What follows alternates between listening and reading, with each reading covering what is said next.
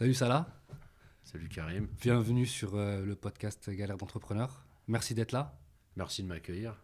Avec plaisir, ça fait un petit moment qu'on se connaît, on a beaucoup discuté avant et ça me fait plaisir aujourd'hui de pouvoir discuter un peu avec toi et de rentrer un peu en profondeur sur les galères que tu as pu connaître en tant qu'entrepreneur et d'en apprendre plus sur ta vie d'entrepreneur et ce que ça t'a apporté. Avec grand plaisir de pouvoir partager Ah, ça avec toi. c'est cool, merci. Vu qu'il y a beaucoup de gens, enfin la majorité des gens qui vont écouter ce podcast ne te connaissent peut-être pas, Mhm. est-ce que tu pourrais te présenter un peu rapidement? Très rapidement, moi j'ai un pied dans l'entrepreneuriat depuis un peu moins de 10 ans. Euh, j'ai fait plein de choses dans ma vie. J'ai monté ma première boîte à 22 ans, ça s'est super mal passé. Euh, le premier succès d'estime, on va dire, que j'ai eu dans ma vie, c'était une start-up, une société, j'aime pas trop le terme start-up, mais une société dans le déménagement participatif qui s'appelait TDP, donc le transporteur du pauvre. J'ai fait ça à 25 ans, ça a duré 4 ans dans ma vie. Donc voilà. Sinon, pas de. Je suis un autodidacte, pas de. J'ai pas fait une école d'entrepreneuriat ou quoi que ce soit. Mon parcours, c'est un parcours d'autodidacte qui a appris grâce à la bulle internet, quoi, grâce à l'ère du numérique, grâce aux rencontres, grâce aux portes qu'on a défoncées, et grâce surtout à l'action, quoi, et aux erreurs. C'est top, c'est top. En plus, tu es rentré direct dans le sujet. Tu m'as dit que tu as commencé ta première boîte à 22 ans et tu l'as raté. Donc, Ouais. on est en plein dedans. Justement, à quel moment tu t'es dit, moi, je veux devenir entrepreneur? Est-ce qu'il y a eu un déclic? Il y a eu un moment où justement ça a changé ta vision des choses? Bah ouais, un jour je me suis levé et j'avais pas d'argent. C'est- je me suis C'est levé une et bonne j'avais pas raison, ouais. d'argent parce que le dénominateur pardon, commun qu'on a tous, en fait, si tu veux, c'est l'argent. Après, moi je suis un rebelle et j'ai en moi une. il y a- Quand tu es entrepreneur, t'as un aspect rebelle, tu vois, tu as un côté rebelle. Ouais. Et à ce moment-là, mes parents sont analphabètes. Et voilà, à l'école, c'était pas trop ça. Et puis après, un jour, je me suis levé, je sais pas, j'en avais marre. J'avais pas d'argent. Et avec un pote du quartier, on voulait faire de la sape. C'était à l'époque où tu sais, t'allais à Clignancourt Ouais. et tu fabriquais des t-shirts et t'écrivais des trucs bidons dessus. Et tu pouvais les vendre 10 balles. Ouais, je m'en rappelle C'était un très truc bien. de fou Ouais. cette époque. C'était, voilà. Et ça a commencé comme ça. Ça a commencé comme ça. Et voilà. En fait, ça commençait déjà par une rébellion. Genre en mode, vas-y, j'ai pas d'argent. Et puis même dans ma famille, à la base, on n'a pas spécialement d'argent. Voilà. Donc moi, mon père, il a travaillé à l'usine toute sa vie et tout. Et c'est pas quelqu'un qui était spécialement attiré par l'argent. Mais parce que à ce moment-là, en fait, il y a un truc qui m'avait troublé dans ma vie. C'était déjà le système scolaire. J'avais déjà un problème avec le système scolaire. Et je sais pas, on n'apprenait pas à faire de l'argent à l'école. Et je sais pas, et un jour, vas-y, je sais pas, je me suis dit, vas-y, je vais faire de l'argent parce qu'en plus, j'ai grandi dans un quartier où ça va, les gens, ils sont doués pour faire de l'argent. Il y a des gens doués. Et je regardais et tout, mais ils étaient doués, mais c'était pas toujours légal ce qu'ils faisaient. Et je me suis dit, vas-y, je vais faire un truc cool. Et ça a commencé comme ça. On a dû chercher des t-shirts, des trucs, c'était une galère, tu vois. Et on s'est fait avancer de l'argent par un grand du quartier, je me rappelle. D'accord. Et donc, justement, c'était ça la première expérience, c'est genre des t-shirts, etc. C'était trop, ouais, C'était c'était marrant c'était de quoi? ouf. T'avais écrit quoi sur le t-shirt? Ben, on écrivait, mais tu sais, c'était à l'époque où il y avait les t-shirts, genre le rap c'était mieux avant, tu sais, des trucs Ouais, bidons ouais, comme ouais, je ça. me rappelle Mais le très problème, bien. c'est que moi, je m'en Et c'était foutais la de mode à ça. ce moment-là, en fait. Tout le monde faisait des t-shirts. C'était une mode de Ouais, ouf, tout le monde ouais. faisait des t-shirts. Et bon, maintenant, ça a changé avec les réseaux et tout. Et il y a beaucoup de gens encore qui continuent à faire de la sape. Mais si tu veux, à l'époque, il y avait cette mode. C'était un truc de fou parce que moi, le message, tout ça, le contenu, tu sais, c'était à l'époque de Morsaille, à Clignancourt et tout. Ouais. On voulait aller le voir et tout. Ah, c'était l'époque trop marrante de ma vie, hein, je te jure. C'était un truc. Et si tu veux, à ce moment-là, ben, moi, ce qui m'intéressait, c'était la demande, en fait. Je savais que ça marchait. Moi, je m'en foutais ce qu'il y avait écrit sur le t-shirt. Il y avait des insultes des fois et tout. Et tant que t'allais pas dans le religieux, dans la politique, moi, je m'en foutais. Et c'était cette époque-là. Et, euh, et après, on a réuni de l'argent. Et après, on a dû trouver une presse et tout. On a fait des tests nous-mêmes. Et c'est après qu'on savait que c'était pas comme ça du tout qu'on faisait des t-shirts et que tu pouvais passer par des intermédiaires, en fait, qui juste. Et alors que nous, en fait, on était bêtes, tu vois. On avait juste notre volonté. Ouais, c'était les premiers pas Et d'entrepreneur, on en a fait. acheté une vieille presse, on a essayé et tout. Et c'est bien, j'ai essayé. C'est là que je me suis rendu compte que c'était un métier. Et on a arrêté. On a vendu. En fait, on est passé à l'étape supérieure. On a mon pote là. Mon pote, qui s'appelle David, il va se reconnaître. c'est un pote du quartier avec qui j'ai grandi et tout. Lui, il a rencontré quelqu'un qui ramenait plein de produits et tout, de l'étranger, des trucs Louis Vuitton et tout. Voilà, tout n'était pas toujours vrai. Mais il ramenait des trucs et tout. Et du coup, on s'est dit non, mais on va pas se prendre la tête, on va juste racheter et revendre. Et en fait, c'est le dropshipping là maintenant, ça s'appelle. En fait, t'as inventé le dropshipping. Non, mais je te jure, c'était une époque vraiment. Ouais, j'ai kiffé. C'était l'insouciance. On s'en foutait, tu vois. Il n'y avait pas besoin d'aller faire un registre ou faire des statuts juridiques. T'achètes, tu revends, c'est tout. On revendait partout, on était des pirates. Ça a duré. On a fait un peu d'argent. Mais moi, ça m'a ouvert, ça m'a donné. Ça m'a C'est donné ça qui t'a des donné idées. en fait l'envie de Ouais, après, continuer dedans et t'as commencé à grandir, bah, tu commences par. grandir et apprendre plus de choses Ouais, et affiner, améliorer ta manière de gagner de l'argent. J'ai pas envie de dire business model mais c'est plutôt ouais. quel plan tu vas te mettre dessus, sur quel plan tu vas te mettre, etc., pour faire de l'argent. Et ça t'a fait sûrement des contacts, des choses comme ça, quoi. Bah, ça commence comme ça, et c'est surtout que au début, tu sais pas que tu entreprends. Tu vois, tu fais les choses et tu te rends compte qu'après, en fait, tu es un entrepreneur parce que je prends toujours ce parallèle-là. C'est un parallèle un peu brut que je vais prendre, mais bon, les gens qui sont dans l'illégal, qui vendent de la drogue et tout, c'est des entrepreneurs. Bon, c'est pas légal, mais faut aller chercher le produit, faut le conditionner, faut un terrain, faut des clients. C'est toute une démarche entrepreneuriale. Après, on peut discuter de la morale du truc, mais en gros, c'est la même chose. Là, c'était la même chose. Et après, bah, tu apprends qu'en fait, on peut monter une entreprise de cette façon, qu'on peut rencontrer telle ou telle personne, et voilà, et qu'après, bah, il y a un cadre juridique à tel truc, et au final, quand on commence comme ça, si tu veux, on se différencie pas de. Moi, je trouve il y a pas de grande différence entre nous là, qui avons peu de savoir au début quand on commence à entreprendre, et ces grands entrepreneurs qui font de l'optimisation fiscale. Ils ont juste, on n'a pas les mêmes armes. Mais voilà, c'est le parallèle. Je trouve que ils sont au même niveau que nous à ce niveau-là, si on peut dire ça comme ça. Genre, bah en fait, toi t'es là, tu te débrouilles, tout n'est pas carré et tout, mais eux c'est juste eux aussi ils ont commencé forcément, pas pour la plupart, mais il y en a beaucoup qui ont commencé comme ça. Et après, bah, ils deviennent puissants et ainsi de suite. Et voilà, ils font tout dans les règles de l'art. C'est tout. Nous, au début, on peut pas faire dans les règles de l'art. Nous, on a nos règles à nous, tu vois. C'est On ça, freestyle. exactement. Ouais. Et tu m'as bien parlé de la mentalité pirate. Et je trouve que ça te va bien. Et on en reparlera tout à l'heure du début d'une autre aventure parce que tu me l'avais raconté. Ah J'avais ouais. bien aimé. Et on en Ouais. reparlera tout à l'heure. Et ouais, juste dis-moi, peut-être que tu veux pas le dire, mais Ouais. t'as monté combien de boîtes là? Depuis que Dans j'ai ta commencé à vie. entreprendre dans ma Ouais, vie. dans ta vie, ouais. euh, Combien de business, pas forcément boîte, pas de statut juridique, quoi que ce soit, Ah mais ouais, des combien trucs. d'expériences De manière entrepreneuriales? générale, légal et illégal. Alors quand je dis illégal, c'est pas de la drogue ou quoi que ce soit, hein, que ça soit bien clair et tout. Je C'est suis juste pas honnête, de hein. statut Ouais, et pas de. Ouais, voilà, voilà. ouais, que ça Ouais. soit bien clair. Non, Ouais, non, pour moi, tout va je bien. considère ça comme une expérience entrepreneuriale parce que de Ouais, toute façon, tu l'as fait et tu as appris des choses. d'accord. Donc, ça reste une action que tu as J'ai menée dans fait, ta vie qui t'a appris allez, des choses. une dizaine de choses. Ok. Une dizaine de Et trucs. pour en revenir à ta vie d'entrepreneur Ouais. aujourd'hui, c'est quoi ton rythme? C'est quoi une journée type pour toi? Est-ce que tu as des rituels? Est-ce que tu as des choses que tu fais tous les jours? Tu sais, comment tu as optimisé ta journée en fait? Bah, en fait, Genre, tu te lèves à quelle heure le matin par exemple? bah, moi, je suis un lève-tôt. Je sais, c'est pour ça que je pose la Ouais, question. je suis un lève-tôt de ouf. Je me lève. Debout champion? Ouais, debout là, c'est ici, debout champion, ouais. Entre 5h et 7h. Mais pas tous les jours, parce que je m'accorde un jour où je fais une grasse mat, mais je me lève jamais à 14h. Grasse mat, c'est une vraie 11h, quoi, la vraie grasse mat. Mais je vais être honnête, je respecte pas toujours l'horaire du matin, parce que des fois, je rentre très tard, ou des fois, je suis dévoré par des pensées, donc je me dis c'est maintenant, et je me rends compte qu'il est 6h, et là, je me couche, et là, après, je me lève plus vers 11h midi. Mais c'est parce que c'est pour pas perdre le truc. Parce que des fois, quand tu as un feeling, une pensée, une envie, c'est. Ouais, t'as le flow qui arrive, faut T'as que le tu ailles flow, direct ouais. en Tu fait. sais, c'est comme les artistes quand ils ont de l'inspi, ils sont là, c'est tout de suite. Parce que tu peux perdre, tu peux laisser passer des.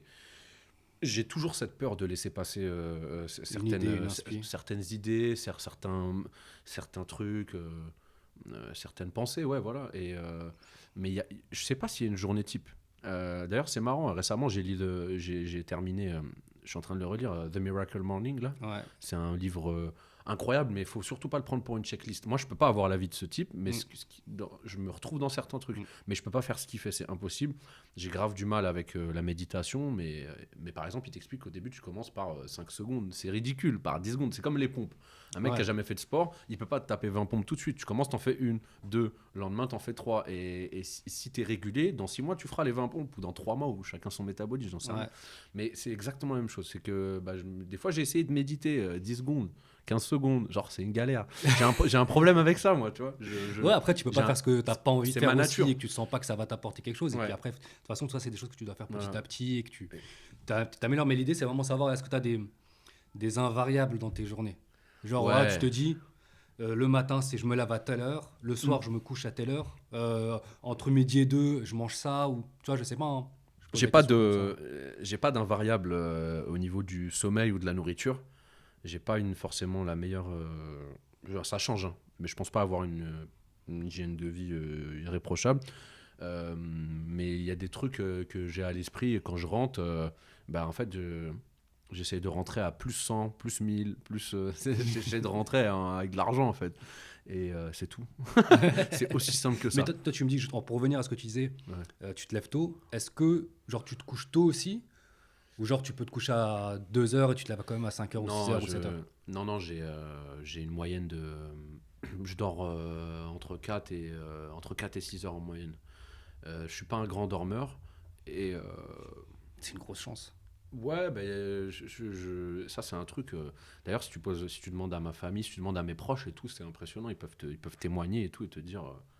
C'est ouf quoi. Des fois, j'arrive pas à dormir et je suis fatigué parce que je pense à beaucoup de choses. Tu réfléchis en fait. Je pense que je suis quelqu'un de tourmenté.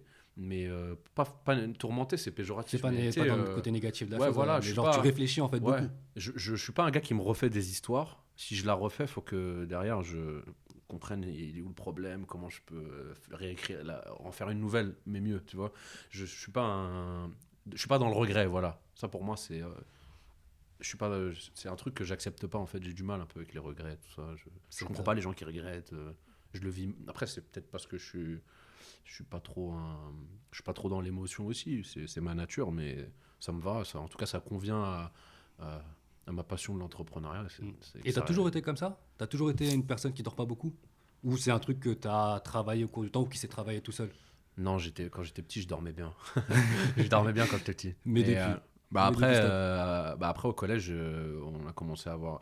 Tu sais, dans la vie d'un être humain, à partir de. Enfin, il y a des péripéties. À partir d'un certain âge, tu peux vivre certaines choses. Et moi, dans ma famille, on a vécu certains trucs.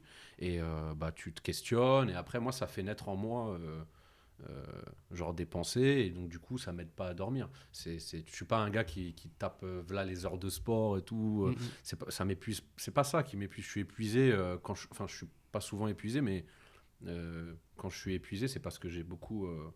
J'essaye de m'améliorer. J'ai pensé à beaucoup de choses, tu vois. Il y a beaucoup de trucs qui m'ont. J'essaye de me refaire des trucs comme ça et d'apprendre, tu vois. Et de tout. Là, je parle de manière générale. Je parle pas que d'entrepreneuriat. Et voilà, un moment peut-être j'ai été perturbé et puis c'est resté comme ça. Ok. Ouais. Et justement, tu fais beaucoup de sport ou pas? Ou tu fais du sport ou tu fais pas de Bon, en sport? ce moment, Ou c'est j'ai acheté un irrégulier? vélo.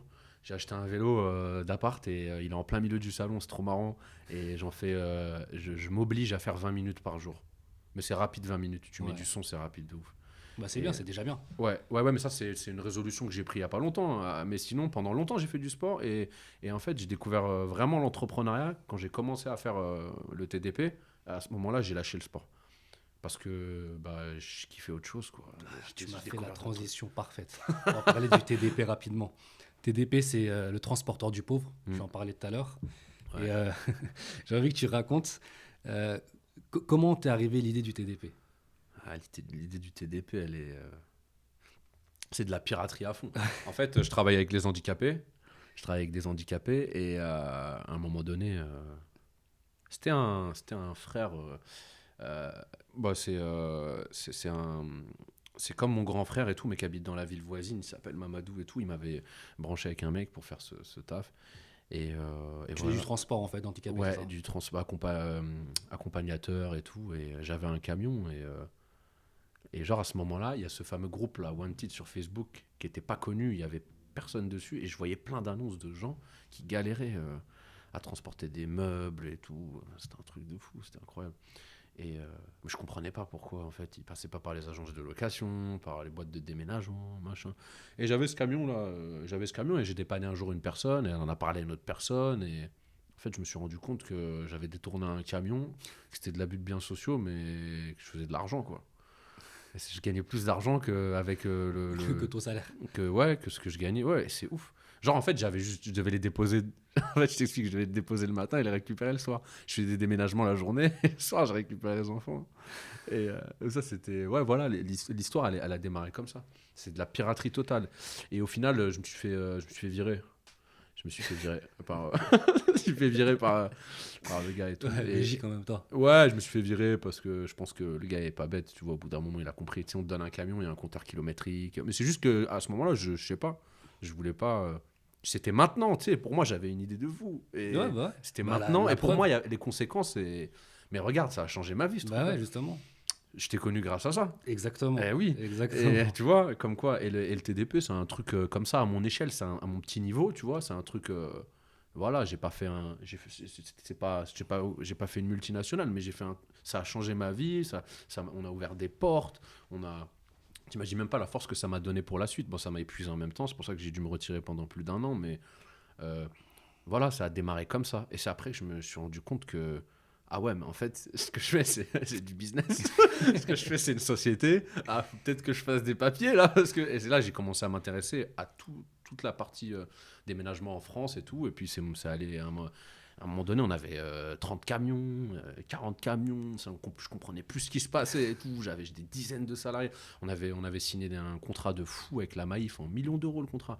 On s'était Action Logement. Action Logement, le 1% patronal. Pour ceux qui ne connaissent pas le 1% patronal, c'est géré par Action Logement. Il y a des antennes partout dans toutes les régions. Et nous, on avait Patricia Papillot, la directrice régionale Île-de-France, qui est venue nous voir directement du bureau, qui nous a dit c'est incroyable, nous on reloge des gens et tout, on fait un contrat.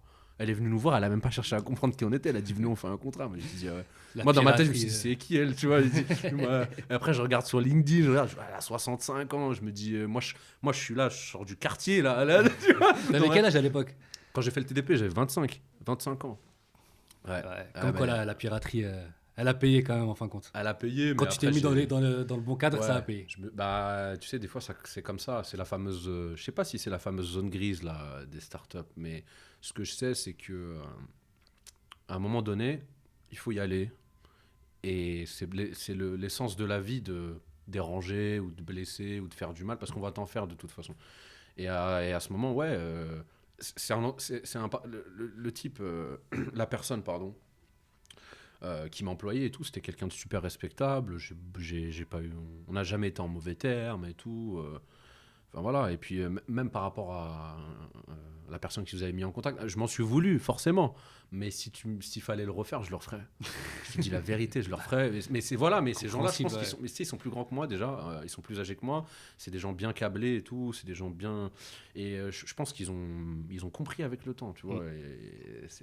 Moi, on me l'a fait en retour, hein. Je l'ai fait, mais en pensant qu'un jour, et par la suite, Et c'est arrivé. ça arrivé, on me l'a fait, on m'a détourné un camion pour faire un truc perso. Enfin voilà, c'est le jeu, c'est tout. Bon voilà, c'est tout. Et le moment où ça m'est arrivé, je me suis dit, vas-y, j'ai commencé comme ça, c'est bon. Ah bah ouais. C'est tout. Et qui dit que lui, il avait pas fait la même chose. Exactement. Bah c'est top, c'est top. Bah là, justement, on a fait une petite introduction un peu longue, mais ça permet aux gens de cerner, de comprendre qui tu es, ce que tu as pu faire. Maintenant, on va commencer à rentrer dans les anecdotes croustillantes. Donc je sais pas, moi je t'avais demandé 2 ou 3 anecdotes croustillantes. Ouais. Je sais pas, on n'en a pas parlé avant. Donc bah celle-là, c'est à toi. Mais, De quelle anecdote tu veux nous parler? ouais, mais attends, c'est large là tout ça. Une anecdote, le podcast, c'est galère d'entrepreneur. Ça veut dire un moment qui a été très galère pour toi, avec en fil rouge derrière l'idée de se dire, des gens peuvent se retrouver dans une galère pareille. Ouais. Comment je m'en suis sorti? Et surtout montrer que des galères, ça arrive tout le temps et qu'on s'en sort tout le temps. Mais c'est marrant parce que, vas-y, ce que je vais te raconter, c'est un double sens. J'étais pas en France. J'étais en Algérie, tranquille. Et j'étais parti juste une semaine. Ça faisait un moment que j'étais pas parti. Et c'était la première année du TDP. En fait, à 2h du matin, il y a un des salariés qui se retrouve en panne. à 2h du matin. Regarde la story. Hein. C'était sur le TDP? Ouais, c'était avec le TDP. Il se retrouve à 2h du matin en panne avec un camion. Avec le camion chargé et les 2 clientes. Les 2 clientes, elles devaient. En fait, les 2 clientes, elles rendaient les clés. Donc elles se retrouvaient à la rue. T'imagines la responsabilité qu'on avait? Et moi, j'étais pas là. Tu vois, sinon, j'aurais pu. Quand je suis là, Tu je me serais sens déplacé bien. ou Ouais, moi, t'aurais je fait me des déplace, choses, je ouais. trouve une solution, je trouve un camion. C'est pas un problème, ça. Mais là, j'étais à distance. Et ce qui se passe, c'est qu'à un moment donné, cette personne-là, elle m'appelle, elle me dit mais c'est n'importe quoi, le camion il est pas entretenu. En fait, c'était son salarié, t'as vu, il se retourne contre moi alors que j'ai jamais eu de problème avec lui. Hein. Mais j'en ai plein des anecdotes comme ça sur les salariés, je pourrais faire un livre. Et ce qui se passe, c'est qu'il me dit ouais, mais c'est ta faute, regarde, t'es là, t'es en train de bronzer au soleil, t'es là-bas, et nous on est là. Et moi je lui dis écoute, moi je suis très, j'ai beaucoup de recul, beaucoup de sang-froid. Je lui dis là, c'est parce que t'es énervé. Tu verras, demain tu t'excuseras parce que tu m'as parlé comme ça. C'est normal que tu réagisses comme ça. Et en plus, dans ta tête, tu as l'image des palmiers ou je sais pas quoi. Tu verras, mec, la Kabylie, il n'y a pas de palmiers. Hein. Tu vois, j'étais là, j'étais dans le noir chez moi. J'ai dit, qu'est-ce qu'il y a 2h du matin, un appel, tu sais, plus 300. Tu sais, quand tu vois l'indicatif, il Plus change. 33, ouais. Ouais, Tu laisse te dis, il y a tomber. quelque chose. Tu te dis, il y a un truc. Déjà, là, je sentais la patate. Et donc, du coup, ben, genre, je savais pas quoi faire. Et j'ai appelé mais vraiment tout le monde ce soir-là. Fallait trouver des gens, un camion. Et j'étais prêt à payer, à surpayer. Hein. Tu vois, quand tu es dans une situation d'urgence, c'est la loi de l'offre et de la demande. S'il y avait une location, s'il y avait de la. Tu vois, je me suis dit, pourquoi il n'y a pas d'agence de location, d'urgence, de trucs dans la nuit? Tu sais, j'ai presque eu une idée. Tu vois, T'allais monter un nouveau business, en fait. Ouais, je dis, mais c'est un truc de fou. Finalement, j'ai appelé un pote qui est mécano. Et il y avait, le problème, il était bénin, tu vois. C'était un câble de la batterie qui était un peu sectionné, voilà. Bref, on a réglé ça et tout. Et j'ai offert la prestation à la cliente. On a trouvé un camion et ils ont terminé le déménagement et tout. Et, ce qui s'est passé, c'est que, en fait, dans ces 2 clientes, il y en a une qui nous a écrit un mail une semaine après pour nous faire part de son mécontentement. Et elle a dit, mais c'est quand même c'est quand même une idée c'est quand même une idée de génie que vous avez eue et tout. Euh, Moi, voilà, j'avais peur de genre d'être à la rue et tout, mais finalement vous avez trouvé une solution. Je sais pas comment vous avez fait à 2h du matin et tout. Donc voilà, moi j'ai une pote, elle est journaliste, elle s'appelle Hayat Ghazan et tout, elle travaille au Figaro, machin, et voilà. Et après on a eu un article dans le Figaro, c'est un truc de ouf. Et genre ça s'est passé comme ça. Et moi dans ma tête, je me suis dit, ah ouais. Donc tu vois, j'ai géré ça avec sang-froid. Je suis resté éveillé en payant je sais pas combien de là-bas. Là-bas c'est cher. Hein. Là-bas, en plus, j'avais pas d'abonnement. Tu sais, j'avais le téléphone français. Ah ouais. C'est-à-dire que la minute, T'étais en elle devait être à roaming, en 3 fait, balles. ouais. Laisse tomber, ça m'a coûté j'ai 100 balles de communication T'étais pour trouver grave en ça. perte, en fait. Ah, j'avais le démon et j'avais pas. Là, j'avais pas internet là. Laisse tomber là. Il y avait pas internet à la maison. Un truc de fou. Et ça, c'est une anecdote qui débouche sur, voilà, sur un succès parce que le Figaro, après Challenge, après euh, Marie-France, Cosmopolitan, enfin bref. En fait, quand tu as un premier article, c'est comme la levée de fonds. Tu passes dans la caste. Quand tu as un premier article de presse, bah, tu passes dans. Comment dire. J'allais inventer un terme là encore. T'es pressable. T'es dans la presse. J'allais inventer un mot là. Genre, t'es admis. Ouais, Tu t'as peux avoir des accepté, articles. C'est comme t'es une boîte. validé, en fait. Voilà, t'es validé. Et après, ça dépend par quel. Bien sûr, ouais. Ça dépend par quel média. Bon, le Figaro, c'est un journal de droite, c'était assez surprenant. Mais ça s'était bien passé. Et le journaliste, c'était super agréable. Et par la suite, après, bah, si tu veux. Bah, en fait, c'est comme les levées de fonds. Tu sais, quand tu fais une levée de fonds, après, voilà, t'as passé t'as passé le porte cap. Ça veut dire que d'entrée, t'es c'est une bon, société qui est capable de lever des fonds. Là, c'est une autre histoire. Tu joues dans un autre championnat. Et ça, c'était une anecdote sympa. Ça, c'est une anecdote qui était cool. T'en as tiré une leçon ou... Ouais, bien sûr. C'était quoi, La réaction dans l'urgence et le fait de. Tu sais, j'étais chez moi et tout, j'étais tranquille. Ah, et mon père dans le salon, enfin, tu vois, Ouais, la pression allait ça monter devait d'un être cran cool. d'un coup, en fait. Bah, tu dois réagir et tu dois oublier que. Enfin, je sais plus. En plus, on était dans le noir. Je te jure, j'ai cette image. On était dans le noir. Tu sais, au bled, ils aiment bien allumer juste la télé et ils restent dans le noir. C'est un délire de blédard. Je sais pas pourquoi, comment t'expliquer. Allumer les lumières. Moi, je me rends ouf quand j'arrive là-bas. Ils éteignent toutes les lumières et t'as juste l'écran de la télé. Et tu sais, on parlait un peu avec mon père. Vas-y. Même mon père, il s'est inquiété. Il m'a dit, qu'est-ce qu'il y a? Je dis, j'ai expliqué vite fait. Il a dit, oh, c'est rien, ça. Et mon père, t'as vu, exceptionnel. Il a dit, oh, c'est sûrement la masse. Tu sais, ils ont toujours une punchline, les darons, tu vois. C'est la masse, c'est ça, regarde ça. J'ai dit, ouais, bah ouais, attends, on est à combien de kilomètres là? Tu veux pas? Il dit, mais non. J'ai dit, ouais, papa, ouais. Après, voilà, ça s'est bien passé. Ça, c'est une anecdote sympa. Après, il y a des anecdotes vraiment hardcore. Mais déjà, juste pour rester sur cette anecdote-là, c'est là où tu te rends compte en fait que d'une galère, ça s'est transformé en une réussite en fait. Ouais, Parce ça a que ouvert tu as la réussi porte. à bien la gérer, Ouais, tu as réussi à garder ton sang-froid bien sûr. et ça t'a permis de gérer la situation comme il le fallait. Et donc derrière, ça t'a donné l'opportunité de te retrouver, d'être pressable, comme tu disais, Ouais. de te retrouver dans un magazine et Ouais. derrière dans un autre magazine et puis ça fait un effet boule de Ouais, neige. bah ouais. Juste après, c'est Challenge. Et Challenge, il me dit, ouais, j'ai vu le truc du Figaro. Donc, c'est Adrien Schwechter de Challenge. Je me rappelle. C'était ça son nom, un truc comme ça. Ok. Voilà, quoi. C'était top déjà pour une première anecdote, c'est pas mal. Ouais. Non, mais il y a des anecdotes que. Franchement, c'est. Comment t'expliquer? Il faut juste garder à l'esprit que des péripéties comme celle-ci, elles te font. Tu sais, la prochaine fois que ça se reproduit, si ça se reproduit de la même façon, c'est qu'à un moment donné, t'en as pas tiré les conclusions, les leçons nécessaires. Et, Ouais, c'est comme la maxime si tu m'as fait du mal, honte à toi, si tu m'as refait du mal, honte à moi. ouais, voilà, exactement, ouais. Bah voilà. Là, bah du coup, quand je suis rentré du bled et tout, on s'était concerté avec les associés, et c'est à ce moment-là qu'on a mis en place un camion d'astreinte. Ah Voilà. ouais. Moi, j'y avais pas pensé, c'est tout bide, tu sais, c'est un truc, ça, tout le monde y pense. Bah voilà, moi, j'y avais pas pensé. Voilà, tu peux me dire tout ce que tu veux, j'ai pensé à des trucs de fou auxquels Donc les ça autres t'a n'ont même pas pensé. permis d'améliorer Ouais. ton business derrière en fait. Bah, j'ai mis en place un camion d'astreinte, ça n'a pas duré longtemps, mais genre pour d'autres raisons, des raisons techniques et même des raisons financièrement, c'était moins. On a mis en place une astreinte, après on l'a modifié. C'était plus un camion, c'était plus quelqu'un qui était payé, qui avait une prime, ou tu sais, on a fabriqué un truc. Ouais. Et pareil, j'avais pas d'expérience moi dans la logistique, sur les astreintes, machin. J'ai regardé sur le net ce qui se faisait, ça me plaisait pas, j'ai inventé un truc. Bon, ça a tenu un certain temps, mais au moins, voilà. Parce que c'est déjà arrivé en fait, on avait un contrat avec une société dans le 95 qui faisait de l'emballage du produit, et des fois on avait un chauffeur à ce moment-là, je m'en rappelle, lui il est resté 2 semaines, et il avait un problème le matin avec le réveil. Et on s'est mangé un coup de pression, on nous a dit ouais, on va confier à un autre transporteur ce camion-là, parce que ça veut dire moi tu m'enlèves un chiffre, c'était 5 chiffres, hein. Tu m'enlèves 5 chiffres d'un coup, moi je suis pas bien. Ouais, Enfin, j'ai licencié en période d'essai, t'as pas justifié de quoi que ce soit. Je lui ai dit, écoute, on va arrêter. Il m'a dit pourquoi. Je lui ai dit, bah attends, si en plus tu sais pas pourquoi, écoute, c'est mieux, voilà, tranquille. Tu vois. Ouais, j'imagine que t'en as vu des vertes et des pas mûres avec les salariés. C'est le plus dur dans l'entrepreneuriat. Pour moi, ça y est, c'est définitivement, j'en suis convaincu. C'est le plus dur dans l'entrepreneuriat, c'est l'humain. Ouais. Ton Il n'y associé, a pas de règle en tes fait, c'est employés. pour ça. Ah, l'humain, c'est un truc de fou. L'humain, plus on avance, plus c'est chaud là, même en plus. Je te dis la vérité, c'est dur c'est dur l'humain. Mais je m'inclus dedans, hein. Je suis quelqu'un de dur aussi, je le sais. Mais l'humain, c'est un truc trop compliqué. Des fois, l'humain, tu peux pas le comprendre. Laisse tomber. Ok.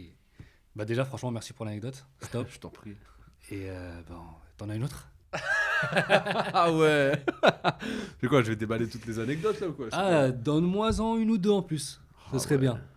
Enfin, donne-moi-en. Pas à moi, donne-en aux gens. Ouais, j'en ai une, mais celle-là, elle est sympa. Tu sais, je reste sympa parce que tu sais très bien qu'à tout le monde, je vais te sortir une anecdote de ouf, t'es pas prêt, je vais choquer tout le monde.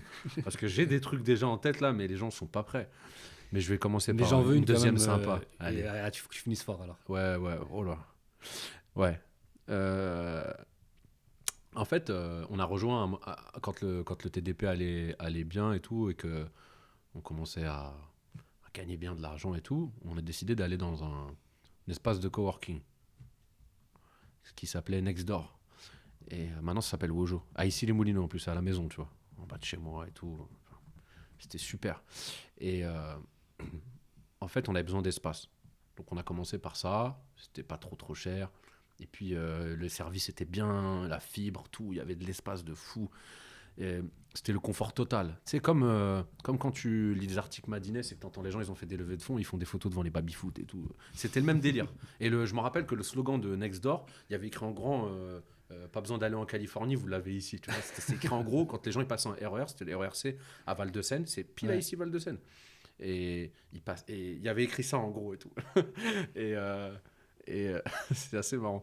Et genre, vas-y, on a pris un bureau tranquille. On avait un peu d'espace, tu vois. Et j'ai commencé à recruter et tout. C'était les bons débuts, tu vois. La Ouais. première année, c'était vraiment. La bonne dynamique. C'était pas idyllique, mais c'était bien. Il y avait une bonne ambiance. Des fois, on faisait de la merde, mais c'était bien, tu vois. Et je sais pas, j'aimais bien. Je me disais, c'est pas grave. On fait de la merde, mais Genre, tous ensemble. j'acceptais. Mais avec le temps, j'accepterai plus. Maintenant, Avec le j'accepte sourire. plus. C'est mort. Ouais, avec le sourire. Vas-y. Ça allait bien. Et en fait, c'est ça le problème du coworking. Et c'est un conseil que je peux donner aux gens. C'est difficile à accepter pour toute cette nouvelle génération d'entrepreneurs ou je sais pas, moi je m'inclus dedans aussi, mais si tu peux ne pas aller dans un coworking, networking, n'y va pas.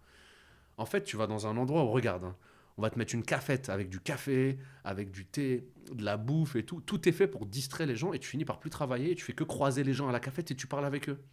Et en fait, je m'étais rendu compte que je parlais avec tout le monde et c'est ce qu'ils nous vendent. Tu vois, le but c'est d'être ensemble. De faire du réseau. Il y a de faire du réseau. Créer des Je me suis dit, synergies mais entre les à un moment équipes, donné, les entreprises. T'as tout compris, c'est exactement ça, ce que je voulais dire. Et en fait, je perdais trop de temps et je buvais des 10 cafés par jour et je parlais avec 10 personnes différentes. Jusqu'au jour, j'ai un associé qui me dit mais en fait, ça, on devait le rendre à telle date, ça, on devait le rendre à telle date. Et je me suis perdu moi-même dans le coworking, tu vois. C'est un truc de fou. Et je me suis dit, ah non, laisse tomber. Et du coup, on s'est barré du coworking. Et j'ai dit, on part. Et c'est là, tu vois, ça, c'est une anecdote qui est fondatrice. À partir du moment où on s'est barré du coworking, on a commencé à avoir des contrats privés. On faisait que flâner dans le coworking, la vérité. Qu'est-ce qui a fait la différence? La différence, c'est que j'ai choisi un bureau en souterrain, mec. Ouais, je le Il n'y connais. a pas de baby-foot, tu le connais, t'es venu, c'est en souterrain, tu descends, il y a un peu d'espace, et voilà, et tu fais que travailler, il n'y a rien d'autre, c'est tout. Il n'y a rien d'autre. Si tu veux pas travailler, ben on travaille pas. Tu travailles pas, on travaille pas ensemble. Toi et moi, c'est pas compliqué, je suis pas un dictateur, mais voilà. Et là, et les murs étaient tout blancs, ça faisait penser à. Voilà, au milieu médical. Tous les murs étaient blancs, et c'est tout. Et tu travailles. Et voilà, il y avait 2 imprimantes, des tables, des chaises, et c'est tout. Et au moins, tu travailles, on était là pour ça. Et là, ça a changé, ça a changé. Il y avait une bonne ambiance entre nous. Franchement, on a vécu des trucs de fou dans ce bureau. Mm. Et Bah, ça a créé des liens encore plus forts, peut-être entre vous, justement. Ouais, bien sûr. Ben ouais, franchement, ouais. Et je regrette rien, en tout cas, moi. De ce choix-là, je le regrette pas et je le referai. Euh, J'aurais l'air malin si dans 6 mois ou 1 an, tu me retrouves dans un coworking et tout. Je vais te pister, attention. Ah ouais, de fou. Après, non, je parle des coworking, des trucs où tu payes et tout. Hein. Je parle Ouais, pas ouais, des ouais. incubations, des accélérateurs et tout ça, c'est Ouais, ça, différent. c'est différent. Voilà. Parce que là, il y a un accompagnement, il y a des gens qui sont là pour Accompagnement t'aider, entre guillemets. etc. Oui, bon. Entre guillemets, mais bref, t'as compris. Mais en gros, ce qui se passe, c'est que voilà, ce qu'il faut retenir de cette anecdote, c'est qu'on a. Bah, en fait, je me suis rendu compte, j'ai vu une phase, pardon, de mes associés que je connaissais pas pendant le coworking, quand on était dans le coworking là, à Nextdoor, c'est qu'en fait, bah, s'ils pouvaient s'échapper, ils s'échappaient, t'as vu. S'ils pouvaient descendre boire un café, ils buvaient un café. Et moi, je supporte pas ça, c'est un truc de fou. Soit on travaille et on marque des pauses, des temps de détente, y a pas de problème. Moi, je m'en fous, je suis cool, tu vois, tu peux sortir ton téléphone et tout. Mais il y a des trucs que j'appréciais pas, et c'est à ce moment-là que j'ai commencé à avoir la réflexion. Ce que je vais te dire, c'est un truc de fou. J'ai commencé à avoir un début de réflexion, peut-être que je suis pervers et tout, mais de me dire, ah ouais, je suis peut-être pas avec les bonnes personnes. Mais t'as vu, j'ai laissé filer, j'ai rien dit. J'ai attendu 4 ans. Et après 4 ans, j'étais pas avec les mauvaises personnes. Tu vois, j'avais un flair de fou à ce moment-là. Tu sais, un gars, quand il a envie de réussir, j'ai beaucoup bossé avec ces gens-là et tout. On a fait des trucs de fou et je regrette rien. Et j'ai eu des associés, il y en a qui étaient vachement brillants, d'autres non, pas du tout. Et j'ai eu des associés brillants qui m'ont appris des trucs de fou. Et ça, je peux pas le nier. Pour rien au monde, je reconnais à leur contact, j'ai grave progressé. Et ils peuvent en dire autant, ça je le sais, tu vois. C'est pas de la prétention, mais je le sais, c'est tout. Et, mais à un moment donné, on prenait plus la même route, tu vois. Et c'est pour te dire que juste, tu vois, un espace dans lequel tu travailles, il peut t'amener à avoir une intuition. Et cette intuition, elle s'est juste confirmée 3-4 ans plus tard. C'est déjà trop, tu vois. Mais voilà, c'est... Ouais, après, c'est là comme ça que tu prends de l'expérience et ça t'a permis peut-être aujourd'hui de changer ta manière de voir tes associés, de choisir différemment. Ouais, bah oui, complètement. Là, bientôt, je repartirai. Je travaille sur d'autres projets là et tout, et je me suis cassé sur les associés. C'est pas ce qui manquait de collaborer avec des gens là. Mais genre là, j'ai bien pris le temps, j'ai analysé trop de trucs, des trucs que j'analyse pas en temps normal. Je me suis rappelé de ce que j'ai vécu et qu'il fallait plus faire comme ça, tu vois. Donc ça, c'est une bonne leçon de vie. C'est pas une anecdote, c'est une bonne leçon de vie, tu vois. Ouais, c'est une anecdote qui Ouais. t'en as quand même tiré des leçons derrière en te disant je vais faire plus attention aux personnes qui m'entourent Ouais, et de j'ai beaucoup de... s'entourer Ouais, de personnes qui partagent avec toi la même vision exact. du travail au jour le jour en fait. Parce que elle est là, la différence, c'est pas la vision finale qui compte, c'est la vision au jour le jour, comment tu travailles, est-ce qu'on travaille de la même manière? Et si on Ouais. travaille de la même manière, bah là on pourra avancer. Exactement. Et puis même un entrepreneur, il doit être tout le temps dans l'urgence. C'est difficile à... Au début, tu as vu, ils acceptent les gens parce qu'ils découvrent un truc nouveau et puis ils vont dans des endroits nouveaux et puis dès qu'ils commencent à avoir certaines sommes, tu vois, et en fait, ils se rendent compte que en fait, derrière, ouais, faut encaisser la pression, faut encaisser la Faut assumer. critique, faut assumer. C'est dur. Et ouais, ça, c'est un truc incroyable. Top. Incroyable. Ouais, c'est une super anecdote en fait. Même si tu as l'impression que c'est pas spécialement une anecdote où il s'est passé un truc, mais C'est un c'est un cheminement. cheminement, c'est Ouais. exactement le mot que je voulais dire. C'est Mm. un cheminement en fait qui t'amène derrière à en tirer des leçons et des réflexions et à changer ta manière d'appréhender la chose. Ouais, bien sûr, ouais. Maintenant, je t'attends au tournant sur tu m'as dit une anecdote lourde, Ah un ouais. truc lourd qui va nous choquer. En fait, Si tu veux en dire plus qu'une, après, on est parti, il n'y a bah pas de non, mais souci, on va on n'a parler pas de pendant temps. Hein. 8 heures là. On n'a pas de temps, c'est pas grave. Je ferai plus d'épisodes, ça fera une partie 1, partie 2, partie... Ouais, t'inquiète. Bah, Je ferai avec une grand plaisir, saison que salade douche. on va faire une saga. On va faire une saga et tout. Euh, J'avais un business et j'ai fait travailler un pote. Je l'ai fait travailler, tu vois. Et ce qui se passe, c'est que, en fait, il quitte son emploi parce qu'il voulait absolument bosser avec moi. Et je lui dis, mais attends, quitte pas ton emploi et tout. Il dit, non, j'en ai marre, je quitte mon emploi et tout. De toute façon, t'es mon pote, on est ensemble, machin. Et je dis, vas-y, ok. Il dit, bon, en attendant, quand même, je vais pas galérer, tu vois. Je dis, bah, je t'ai dit de pas quitter ton taf. Vas-y, il m'a pris par les sentiments. Je l'ai fait bosser au black. Tu vois, faut pas faire ça. Et si les gens, pour les gens qui nous écoutent, faut jamais faire ça. Moi, je l'ai arrangé, tu vois. J'ai voulu le faire bosser, tu vois. Et mais ce qui s'est passé, c'est que ben, plus tard, j'ai eu des soucis avec cette personne-là. Et qu'est-ce qu'il a fait? En fait, il a déposé une plainte. C'était mon pote. Ah Il ouais. a déposé une plainte et on allait au prud'homme. Et il voulait m'envoyer au prud'homme, en fait.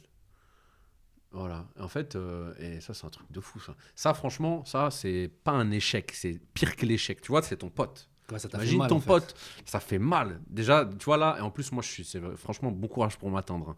Et, mais là, tu vois, ça m'a fait mal. Je me suis senti blessé. Et bien fait pour ma gueule, parce qu'il faut jamais faire ça. Mais je sais qu'il y en a beaucoup qui le font. Mais en fait, c'était juste un truc de 2 semaines. Tu sais, des fois. Ouais, c'était pour Ouais, dépanner, ouais, pour non, mais t'es commencer embauché. En en fait, commençant. il y a pas l'intention de dissimuler, c'est pas ça, c'est en attendant, tu vois. Il a travaillé, il a commencé 2 semaines avant, un truc Ouais, comme c'est ça. ça. Par rapport. Là, je te parle d'un autre business encore, tu vois. Ok. C'était un autre truc. C'était dans de la bouffe. Et donc, et voilà. Et au final, le mec, il va au prud'homme, tu vois. Et c'est mon pote. Et c'est un truc de fou. C'est un truc de fou. C'est incroyable. Et donc, ça, c'est un véritable échec pour le coup. Parce que, en plus de la dimension sentimentale, émotionnelle, du fait que ça soit un ami, tu vois, que tu es censé le porter dans ton cœur, c'est un gars qui est vraiment. En fait, il était pas là pour. Tu sais, j'aime bien le proverbe qui dit que celui qui est plus ton ami, ça l'a jamais été, en fait. Hmm. Et c'est la vérité. Et après, il va au prud'homme et tout, et c'est un fou. Et je sais pas, et finalement, il n'y a rien eu en fait. Il n'y a rien eu parce qu'il y a Macron qui a été élu. Ah ouais. Et l'ordonnance Macron, tu sais, c'est triste, tu vois, c'est le triste monde dans lequel on vit. Mais dans l'ordonnance Macron, elle est complexe, mais disons que le salarié, il a moins de pouvoir. Tu sais, c'est plus comme avant. Ouais. Avec l'ordonnance Macron, les dossiers au prud'homme, ils s'accumulent, les gens, ils en ont marre. Ils en ont marre. Il s'est rien passé après, c'est tout. Il s'est rien passé. Donc vous êtes Mais passé non, mais moi, j'ai au conduit. truc et... Non, mais moi, non, on n'est pas. Non, moi, je suis pas y allé. Je me suis pas D'accord. présenté. Enfin, le dossier a été présenté Mais il devant a un fait un juge, dossier, mais il a même pas le dossier. Après, à la fin, il y mais... avait rien. Tu sais, il y a une base élémentaire du droit en France. Déjà, c'est qu'il faut prouver. Ouais, Quand bah tu oui. accuses quelqu'un, il faut prouver. Et après, voilà, c'est tout. Bah après, mais l'avocate, elle m'a dit, mais en fait, là, laisse-le, vas-y. Laisse-le faire des frais, engager un avocat. Et en fait, il s'est rien passé. Voilà, c'est tout. La vie, elle continue. Ça a mis combien de temps entre le moment où il a déposé plainte et le moment où le dossier il est passé au prud'homme, où genre où tu as eu la réponse qu'il ne se passe rien? 2 ans. 2 ans? Ouais, pour te dire que Prud'homme, bon courage, Ouais. force à tous les salariés qui se battent pour de réels. Tu sais, Et les là, salariés qui souffrent vraiment. c'était considéré comme un petit dossier, donc ça a dû Non, mais aller ça un n'a même peu pas vite, été quoi. considéré en fait. Ouais, c'est ça. C'est, tu sais, quand t'as des. En ce qui concerne les prud'hommes, t'as ce qu'on appelle les référés là, pour aller vite et tout. Là. T'as Ouais. des gens qui font ça et tout. Mais voilà, on m'a fait ça, mais au final, il s'est rien passé. C'est tout, fin de Ouais, l'histoire. Il a c'est perdu. plus à toi que ça a fait mal en interne sur la manière dont ça s'est passé Ouais, mais ça m'a fait mal que 24 heures. dans Hein. la boîte, en fait. Ça m'a fait mal 24 heures. Après, la boîte, ce qui s'est passé, c'est quoi? C'est que moi, je romps tous les liens et fin de l'histoire et c'est tout. Et au final, la personne là, si elle écoute ce podcast, de toute façon, on n'est plus en contact, on se parle plus. Mais moi, je crois tu sais, moi, j'ai pas peur de croiser les gens du passé, de maintenant. Je vis bien, je suis à l'aise avec ça, j'ai aucun problème. De manière générale, j'ai pas de problème dans ma vie, tu vois. Et en fait, il faut qu'ils se disent que à l'avenir, il va se manger le retour de bâton, ou peut-être il se l'est déjà mangé. Je pense qu'il se l'est déjà mangé. Ouais, le destin, le karma, Ouais, moi je crois à ces comment... trucs-là. Mais après, voilà, au final, il est perdant dans l'histoire. Et voilà. Bon, après, c'est tout. C'est comme ça fait partie de. Ça, c'est un truc que j'ai digéré rapidement, hein, je te dis la vérité. En fait, j'ai compris que là, à ce moment-là, il était faible. Mm. Et c'est à ce moment-là, je me suis dit, ah ok, tu me fais des trucs comme ça, vas-y, pas de problème. Mais après, c'est des trucs qui me nourrissent, moi. Mm. Ça, c'est un truc hardcore. C'est pas marrant, c'est pas une anecdote marrante, mais je te jure que je le souhaite à personne. C'est hardcore quand Ouais. t'as ton pote, il te fume, en fait. Ouais. Vulgairement, c'est ça. En fait, c'est l'expression du poignard dans l'eau. C'est exactement ça. Mais c'est un truc de fou quand tu lis une déposition et qu'il y a le blast de ton pote qui porte plainte. Je sais pas, c'est la sensation. C'est même plus le fait de t'es une balance. C'est même pas ces considérations-là de banlieusard, si je peux me permettre, si on vulgarisant le propos et tout. Mais c'est juste que c'est. Oh. Mais qu'est-ce que. Ouais, tu t'aurais jamais imaginé Oh ça, en non, il y a fait. des trucs que j'aurais jamais imaginé, évidemment. Mais ça, je l'aurais jamais, Tu j'aurais tombes d'eau. jamais pu imaginer. Mais après, ça m'a rendu. Non, ça m'a rendu meilleur, mais plus dur aussi. Tu Mm. vois. Et après, malheureusement, j'ai peut-être été.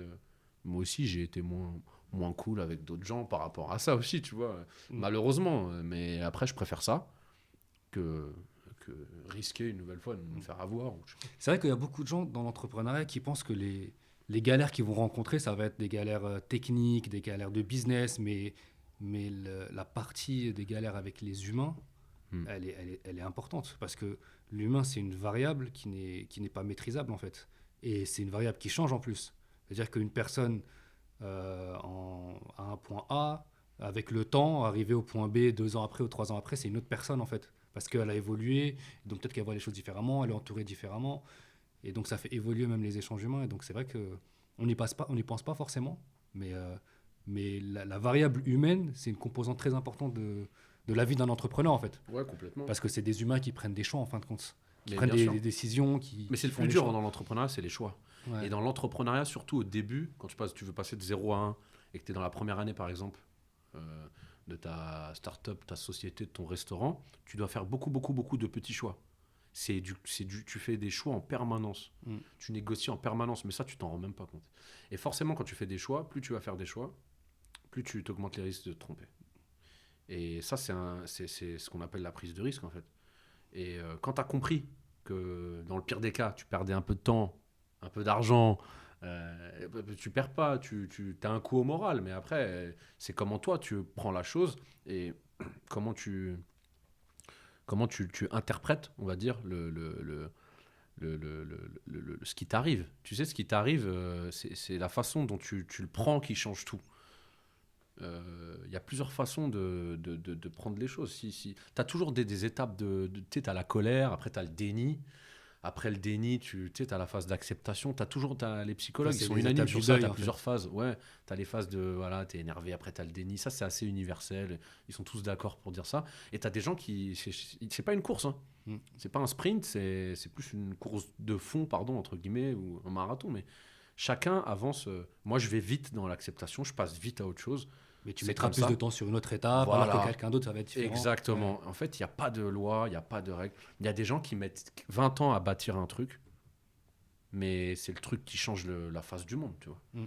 Et tu as des gens, pendant 20 ans, ils essayent, et après ils arrêtent, ils font autre chose, mais ils sont heureux, tu vois. Mm. Ils font une formation, ils font un autre taf, et ils arrêtent l'entrepreneuriat. Je sais pas comment ils font, mais Ouais. tu vois, ça c'est... Je voulais en revenir à. D'ailleurs, tu disais que être un entrepreneur, en tout cas, enfin, au début et même tout le temps, c'est prendre des décisions. Mm. J'ai écouté un podcast d'un mec, je me rappelle plus du nom, Mm. et il disait justement, je suis arrivé à un point où je prends tellement de décisions que mon seul objectif, c'est de prendre des décisions les plus rapides possibles, parce que de toute façon, je vais me tromper, donc autant prendre des décisions rapidement, autant me tromper rapidement, et comme ça, j'améliore derrière. Ouais. T'en penses quoi, t'as ça? Mais ça veut dire qu'il est convaincu dès le départ qu'il va se tromper. Il a intégré le truc, lui. Ouais, je sais pas. Moi, je pense que justement, je pense que je vais pas me tromper. C'est tout l'opposé. Moi, je pense que je vais jamais me T'as tromper. toujours je me raison, en trompe. fait. Ben non, mais Non, mais c'est pas, j'ai au moment où tu toujours prends la raison. décision, tu penses que c'est Ouais. la bonne décision à chaque fois. Moi, mon C'est-à-dire but, que tu prends le temps de vraiment prendre tous les paramètres nécessaires pour prendre la bonne décision. Ou alors, tu as une décision, tu dis, tu sais pas trop, tu es là entre A plus B, A ou B, etc. mais mon but, Et c'est tu pas dis, vas-y, c'est A et on verra bien. Ouais, mais Tu vois, t'es un peu tiré entre deux réponses. À un moment, il faut trancher, en je fait. suis pas tiraillé. Moi, je prends des décisions. J'ai pas de problème avec ça. Franchement, de manière générale, j'ai Donc aucun justement, souci. quand tu la prends, cette Mais décision, est-ce que tu mon attends but, d'avoir c'est- toutes les informations ou au bout d'un moment, tu te dis, je sais pas trop, je fais ça et on verra bien. C'est impossible d'avoir toutes les informations. C'est ça. Je connais aucun entrepreneur. Tu peux prendre même les grands de ce monde-là. Ils ont des certitudes, ils ont de l'expérience, des acquis, c'est logique, mais ils ont pas. Ils ont pas. Je sais pas, là, si Elon Musk, si tu lui dis, ouais, ta navette, là, tu lui poses la question, tu lui dis, ouais, tu vas le voir, tu lui dis, ouais, ta navette, c'est le transport du futur et tout, dans 20 ans, on l'apprendra tous. Il va te dire oui, je crois quoi. Tu crois qu'il va te dire, ouais, non, en fait, là, on se tape une barre, on envoie des fusées, des fois ça passe pas, là, on a foiré un lancer, on va en refaire un autre. Tu crois que le gars, il pense comme ça? Le gars, il est vraiment dans son truc, lui, il veut que la fusée, ça devienne normal, tu vois, et il veut faire voyager, il veut que des gens puissent voyager dans l'espace bientôt, et voilà. Et tu crois qu'il a toutes les données sur ce projet? C'est impossible. Tu sais pas ce qui va se passer. Tous les ans, il y a un mec qui dit qu'il y a un astéroïde qui va passer près de la Terre. Tu dis ça à Elon Musk, il va dire si franchement c'était pas Elon Musk, il te dirait je vais pas faire de fusée. Imagine, je fais ma fusée à l'astéroïde à ce moment-là. Tu sais, les gens ils cherchent des fois, ils sont trop dans. C'est des excuses. Ouais, C'est vrai, des vrai. excuses. Non, mais pour revenir à ça là, sur les décisions. Moi, franchement, si je peux avoir le plus d'infos possible. Euh, Il n'y a pas de problème, hein, je ferai tout pour avoir le plus d'infos possible, mais des fois tu les as pas parce que ça dépend pas de toi. On parlait de l'humain, tu sais, quand tu es associé à quelqu'un, des fois t'as pas, tu prends une décision, lui il veut pas prendre cette décision. Mais toi tu as plus de parts que lui. Donc tu prends Allez, la hop. décision, allez, c'est comme ça. Non mais c'est vrai, je sais pas, Ouais. où tu as plus de pouvoir que lui. Les décisions, c'est des choses, tu sais, il y a plusieurs façons Les décisions, c'est basé des fois sur des choses factuelles et des fois sur des ressentis. Le ressenti, c'est ce qu'on va te dire. Par exemple, si on te dit, les gens qui vont écouter ce podcast-là, ils vont se dire, ah ouais, ils vont avoir un ressenti par rapport à ça, là, cette discussion, mais à aucun moment, ils savent qui je suis. Tu vois? Mais ils vont avoir un ressenti, une opinion. C'est pas factuel pour éventuellement, je sais pas moi, savoir si je suis telle personne, si je peux être le bon profil pour ça. Imagine, tu te fais une idée, j'en sais rien. Donc tu vois, il faut faire attention avec ça. Je pense que à un moment donné, il y a une universalité dans certaines prises de décision, mais après, il n'y a pas, tu sais, les gens, c'est leur métier, ils prennent des décisions toute la journée. Faut pas croire qu'ils prennent que des bonnes décisions, c'est impossible. On le voit en haut lieu, on le voit dans les hautes sphères, les gouvernements. Ils prennent pas toujours des bonnes décisions. Les ingénieurs, les conseillers scientifiques, ce que tu veux. Les gens prennent pas forcément toujours les bonnes décisions, quoi, tu vois.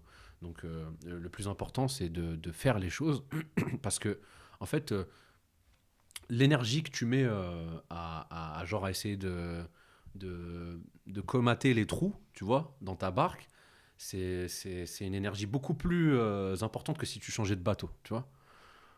Franchement, si tu galères à essayer à chaque fois, donc vas-y, change de bateau, prends une autre décision, tu vois. Tu peux aller plus vite. C'est prouvé, généralement, on va plus vite en plus, tu vois. Mm. Ça, il y a beaucoup de gens qui te l'expliquent. Il y a beaucoup de, enfin voilà, les grands Ouais. succès. Ça me fait penser à un truc, c'est que je sais plus qui disait ça. Là, j'ai beaucoup de citations à chaque fois, je me rappelle plus qui Ouais. c'était, tu vois, mais on s'en fout, J'aime on garde beaucoup la aussi. substance et on Ce qui compte, c'est s'en fout des gens. ouais, bah ouais. Qui disait que justement toutes les décisions, il les prenait le matin. Ouais. Genre, il avait je sais pas, 8h à 9h ou de 8h à 10h, par exemple, il prenait toutes les grosses décisions. Mhm. Et tout le reste de sa journée, c'était que de l'application technique. Tu vois. Ouais. Où tu as des gens, par exemple, comme Steve Jobs ou Zuckerberg, qui s'habillent tous les jours de la même manière parce qu'ils se disent ça prend de le fait de Ouais. prendre des décisions, ça Mhm. prend de l'énergie. Alors j'essaie de prendre toutes les décisions qui sont pas importantes, Mhm. je les minimise, j'essaie d'en prendre le moins possible. Donc je m'habille tous les jours de la même manière, comme ça, j'ai pas besoin de prendre de décisions, ça me prend moins d'énergie, Mhm. j'ai plus d'énergie pour les décisions importantes derrière. Ouais, c'est un bon conseil à donner aux femmes, ça. Non, mais je suis d'accord avec ça. Oui, j'ai vu ça passer sur les réseaux, là, cette punchline, là, sur les décisions qu'on prend concernant le fait de s'habiller et tout. C'est souvent des gens qui passent 5 heures devant le miroir, en plus, à choisir leur sable, qui te disent ça. Donc eux-mêmes, ils se trompent, tu vois. Enfin, eux-mêmes, ils se mentent à eux-mêmes. Enfin, bref. Si tu veux, dans la prise de décision, elle peut être guidée par un instinct, tu vois. Après, il y a des gens qui veulent surtout pas aller contre leur instinct. Mm. Je sais pas, moi, si tu vois, les gars qui peignent les gars qui font des tableaux, là, et tout, tu peux pas leur dire... tu sais, c'est à l'instinct qu'ils font les trucs. Tu vas pas leur dire ton coup de pinceau, il doit être rectiligne à 90 degrés, machin. Tu dis ça... À l'époque, si un mec il avait dit ça à Picasso, il aurait mis une grosse tarte dans la... C'est qui, toi? Il dit, moi, toi, tu peins. Je peins, moi, laisse-moi peindre, c'est mon délire. Après, le succès, c'est encore autre chose. Que ça soit une belle toile ou pas. Enfin, je trouve pas toujours beau ce qu'a fait Picasso, mais il a existé, il a pesé dans l'histoire, tu vois. Ouais. C'est tout, c'est ce qu'on retient. C'est vrai. Donc, oui, il y a tout un tas de trucs qui portent son nom. Donc, c'est qu'à un moment donné, c'est pas trop un... Je pense que son instinct, il était pas trop mauvais. Donc, il faut que les gens aussi choisissent en fonction de leur instinct. Faut pas qu'ils aient peur.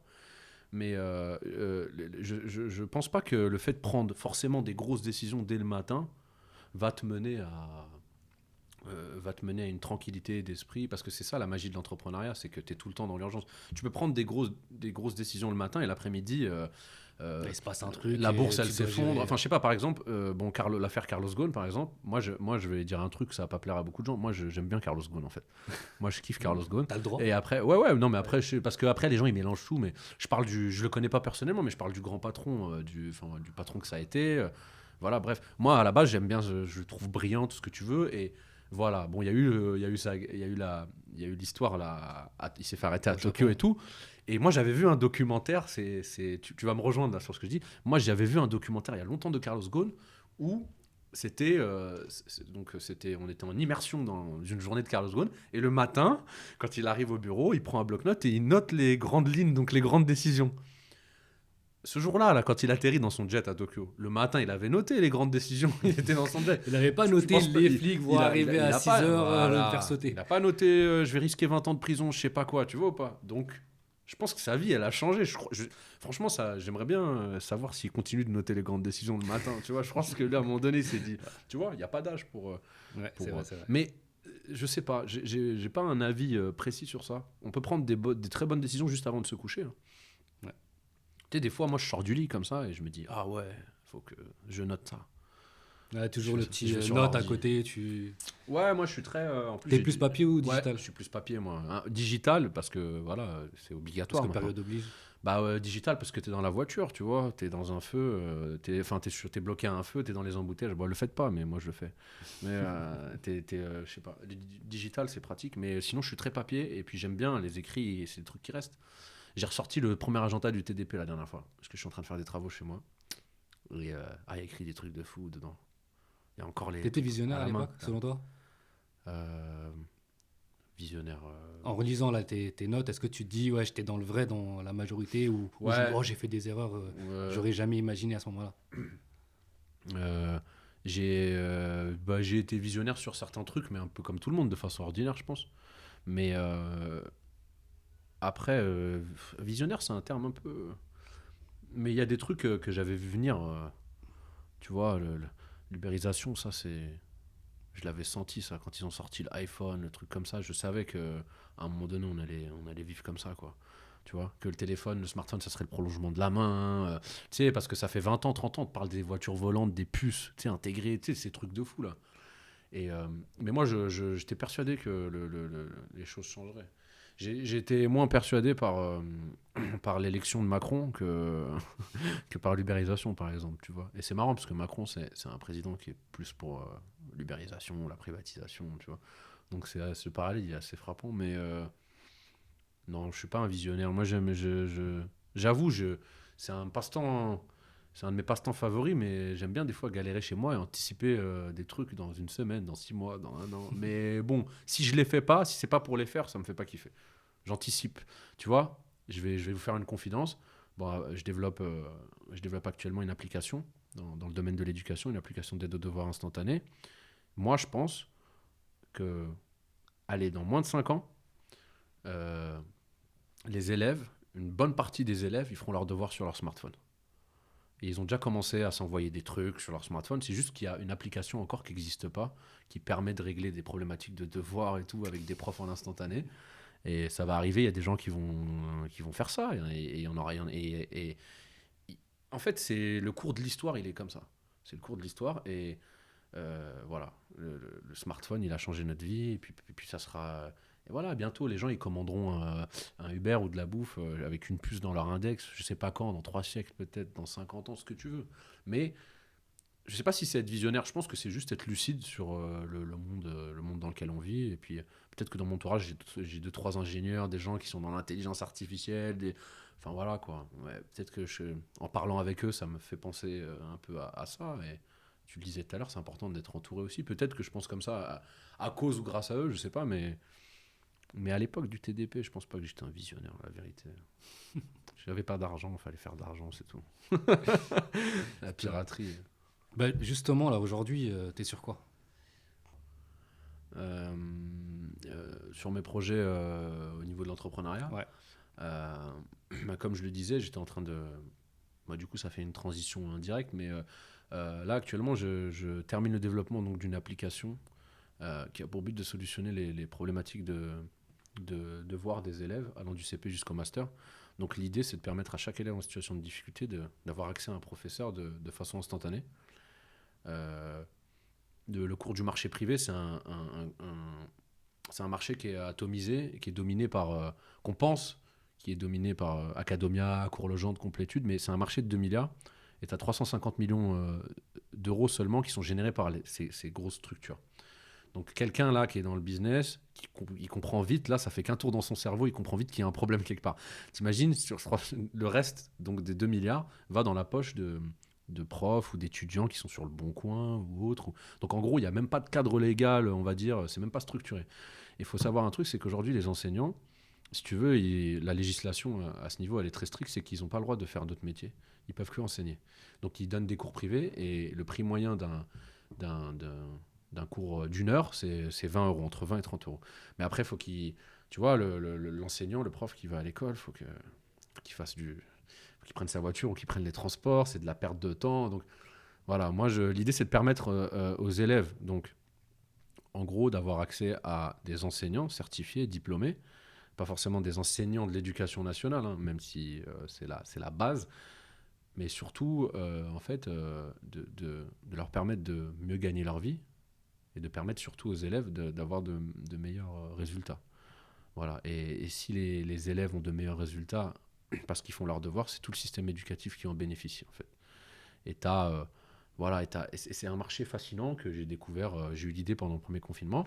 L'appli, elle est terminée. Elle va bientôt sortir. Elle a été développée pendant 10 mois. On est 3 associés. Donc on repart sur un projet pour moi qui a énormément de sens. Je suis quelqu'un en quête de sens, qui solutionne une véritable problématique. Et puis c'est un secteur qui est pas forcément digitalisé. On parle beaucoup de la fracture numérique. Voilà, l'État, ils aiment bien débloquer des enveloppes, mais en fait, si tu veux, ils débloquent de l'argent, mais après, j'ai l'impression qu'il n'y a pas de suivi. Tu sais, par exemple, ils vont à Instinct ou ils vont à Saint-Denis, ils achètent 50 ordinateurs pour un lycée, ils disent ouais, voilà. Et après, les politiciens, tu vas les voir tourner en boucle dans toutes les radios, dire ouais, mais on a acheté des ordinateurs. Mais en fait, les mecs, ils s'attaquent pas au problème. Et le problème de fond, c'est l'inégalité de chaque élève. Parce qu'on nous fait croire dans une classe qu'on est tous égaux, mais c'est faux. On est tous égaux parce qu'on est sur la même chaise, la même table, on est dans la même salle, mais c'est pas vrai. Parce que quand on rentre chez nous, on a des vies différentes. Nos parents, moi, mes parents, ils sont analphabètes. Voilà, c'est pour ça que j'ai décroché quand j'étais plus jeune à l'école et que j'étais pas très bon. Et voilà, ils m'ont jamais aidé pour des devoirs. Et voilà, l'idée m'est venue de là en fait. Et en benchmarkant, en faisant des études de marché, j'ai vu qu'il y avait plein d'applis, mais c'était du contenu pédagogique, de la mise en relation entre profs, entre élèves, entre profs et élèves, pardon. Mais le prof, il doit se déplacer pour donner cours. Et t'en as, ils font 1 heure, 2 heures de. T'as accès à un prof 1 heure à 2 heures, mais tu sais, c'est sous forme d'abonnement et tout. Il n'y a pas de session. C'est-à-dire que moi, à terme, là, tu me parlais de vision, bah là, je vais être visionnaire. Moi, je pense que dans quelques années, après, c'est à nous de travailler pour, hein, tu auras un prof à Lahore, au Pakistan, un prof d'anglais, qui pourra aider avec le décalage horaire un élève sur Paris par rapport à un exercice d'anglais, tu vois. Et il sera rémunéré. Et l'autre, il sera aidé, il sera suivi. Enfin, tu vois, ça peut arriver à un type qui révise à un élève qui révise le bac, à un type qui fait une thèse, à une femme qui termine un mémoire, j'en sais rien, elle a besoin d'un. Et ça, ça suit juste la logique L'instantanéité, en de fait. l'instantanéité et surtout la logique de la bulle Internet. Même si pour beaucoup c'est assez illogique, mais c'est l'ère de la numérisation. En fait, le savoir, il s'est démocratisé. Et aujourd'hui, les gens n'ont plus forcément. Alors là, je vais m'attirer les foudres de. Les gens n'ont plus besoin d'aller à l'école, en fait, pour monter une boîte, pour réussir dans la vie.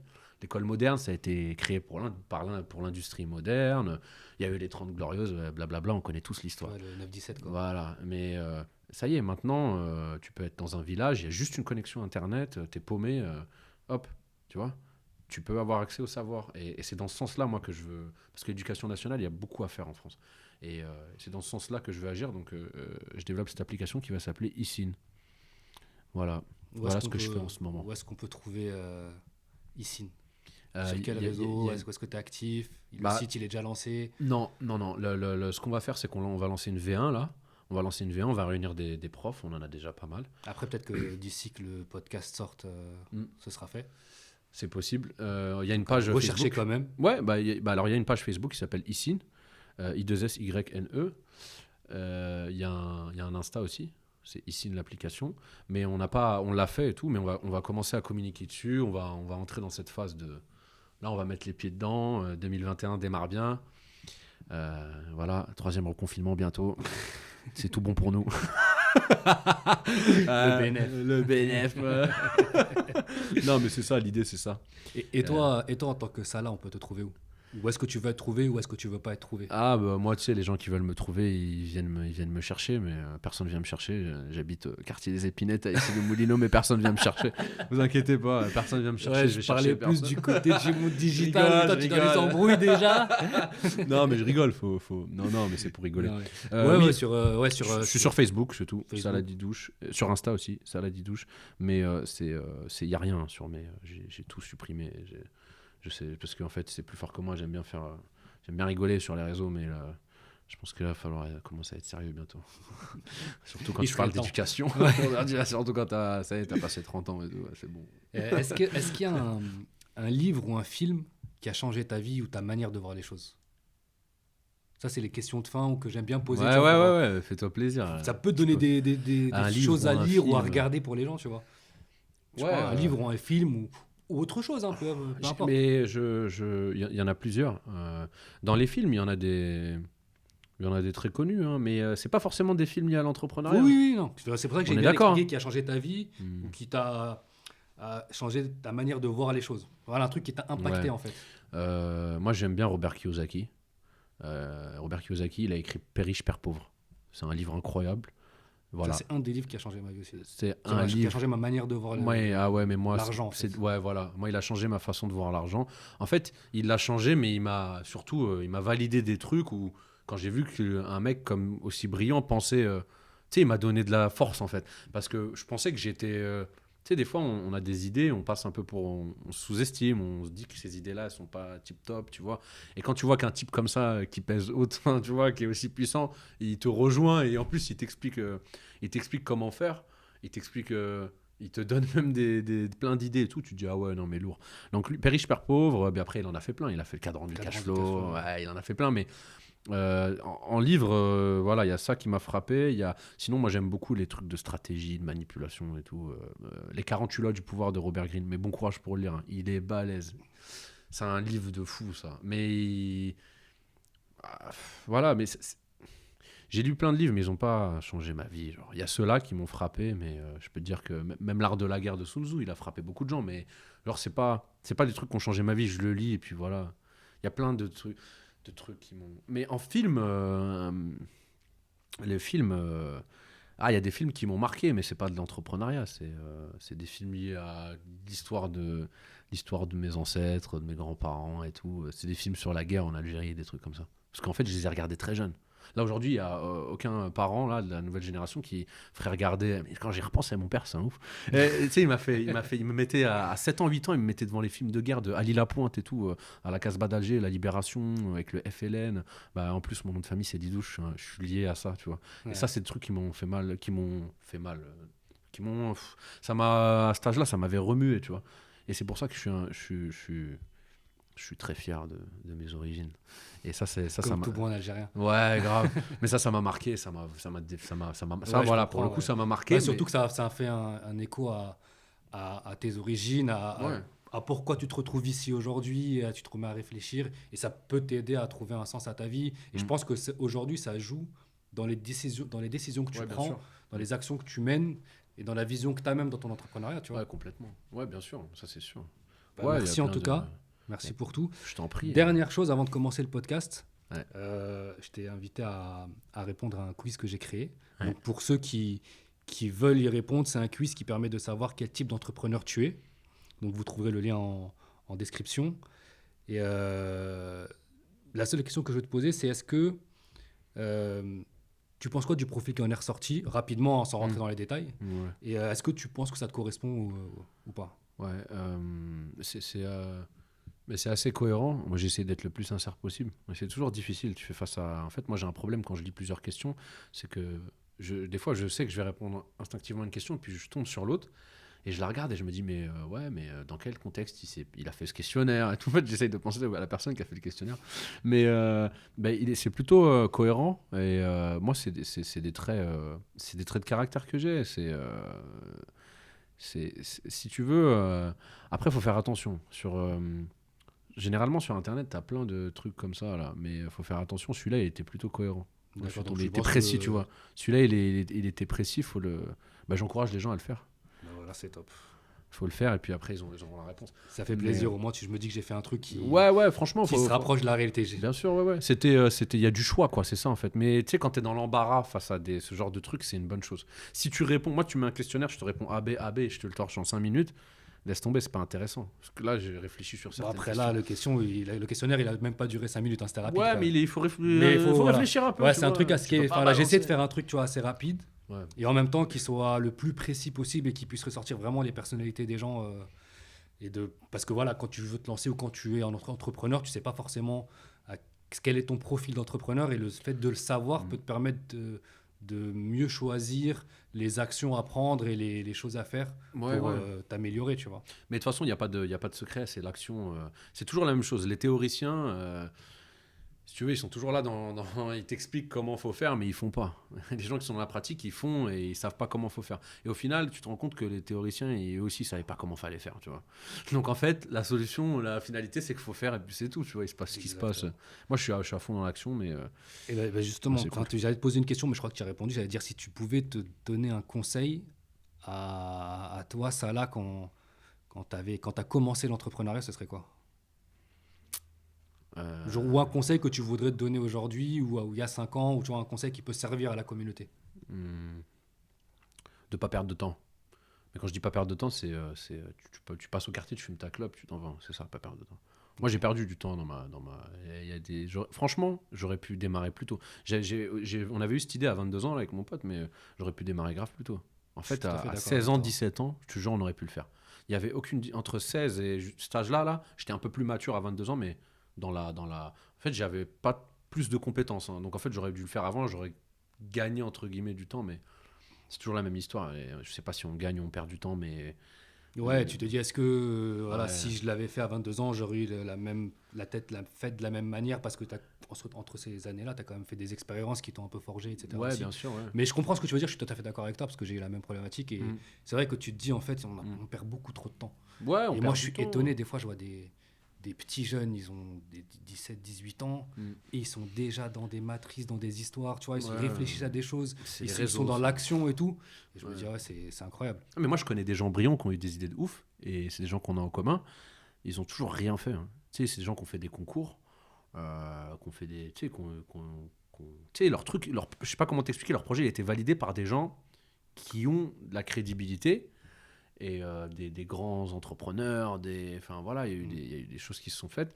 Et là, au final, ils ont toujours rien fait. Et là, je peux t'en citer 10 comme ça, là. Et je les ai côtoyés, ces gens-là. Et puis voilà. Tu sais, l'entrepreneuriat, c'est pas donné à tout le monde. Moi, je pense que c'est pas un métier, c'est une philosophie. Et voilà, le but, c'est de toujours apprendre et de faire un truc utile. Ça se trouve, demain, moi, je vais faire mon truc qui va pas marcher.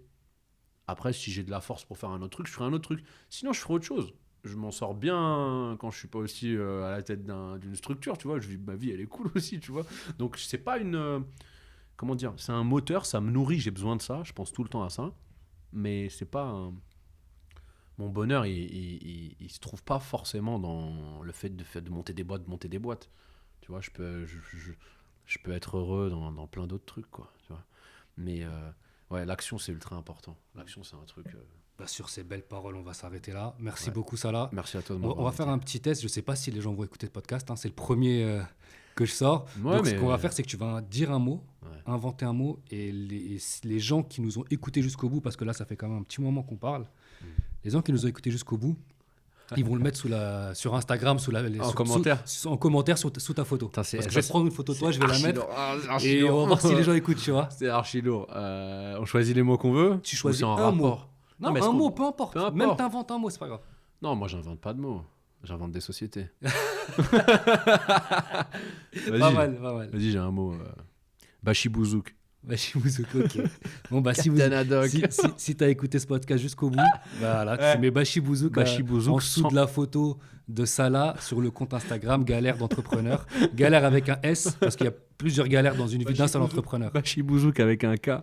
Sans faute d'orthographe, Bachibouzouk, les gars. Bachibouzouk, ça, franchement, ça, c'est important. La culture, Captain C'est Haddock, cool. tout ça. Merci beaucoup, Salah. Merci à toi. Et allez, salut. Merci, plaisir.